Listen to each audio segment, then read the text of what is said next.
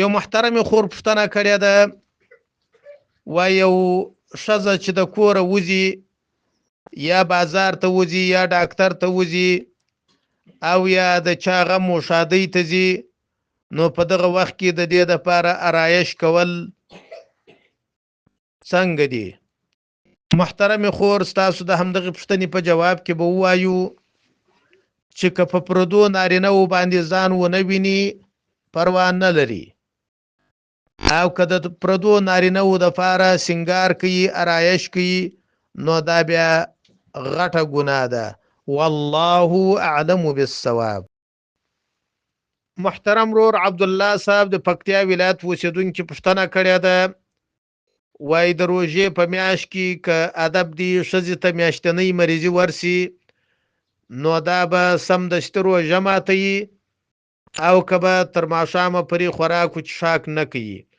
محترم وروره، ستاسو د همدغې پوښتنې په جواب کې به ووایو چې دا به سمدستي روژه ماتوي، خوراک و څښاک به کوي، تر ماښامه پورې به امساک نه کوي، یعنی روژه به نه ساتي. البته که چیرې یو ښځه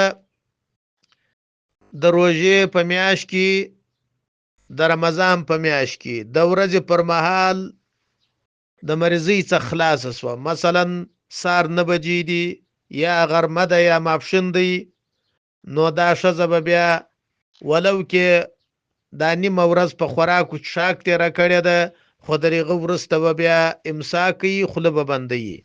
خلاصه دا چې د روژې په میاشت کې د ورځې پر مهال مریضي ورته راله، سمدستي به روژه ماتوي، امساک به نه کوي.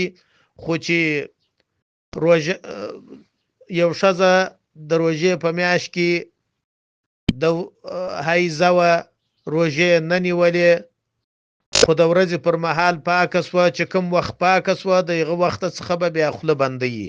والله اعلم بالصواب. محترم رور سید احمد عادل صاحب د ایران اوسېدونکي پوښتنه کړې ده، الحمدلله پر ځای چې څوک صورت وایي بیا وروسته ورپه یاد سي الحمدلله ووایي او سجده سهو وکړي، لمونځ یې صحت لري که یا؟ محترم وروره، که یو څوک ترتیب واړی الحمدلله وروسته کی او صورت مخکې ووایي، البته دغه کار سهون وکړي او په اخر کې سجده سهو وکړي، نو لمونځ صحیح دی. او که سجده سهو ونه کړل، د لمانځه بیرته راګرځول ورباندې واجب دی. والحجة على ما قلنا ما في التترخانية إذا أخر الفاتحة عن الصورة كان عليه السهو. انتهى تترخانية أول جلد 353 صفحة. همدارنګه دغه مسله په فتاوای هندیه اول جلد 116 صفحه کې بیان شوی ده. والله اعلم بالصواب. محترم رور حافظ الله خاکسار صاحب د کابل د ارزان قیمت اوسېدونکي پوښتنه کړې ده، وایي داسې دعا راوښیه چې د انسان ذهن تیز سي، او همدارنګه داسې دعا راوښیه چې د انسان ذهن ته دماغو ته غلط فکرونه رانسي.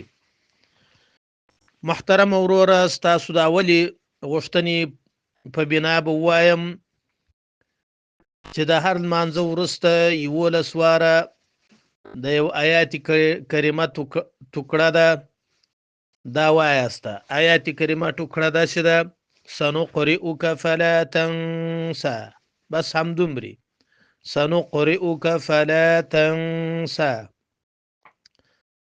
سورة سبح اسم ربك الاعلى کې راځي. او همدارنګه فرض لمونځ چې دی وکړي یا د سنت لمونځ خلاص کوي، په سر باندې لاس ونیسه، په دغه د تندي ورلوړ 11 واره یا قویو یا قویو یا قویو وایه. او همدارنګه 3 واره سورة کوثر وایه: انا اعطیناک الکوثر فصل لربک وانحر ان شانئک هو الابتر. او سورة کوثر چې وایه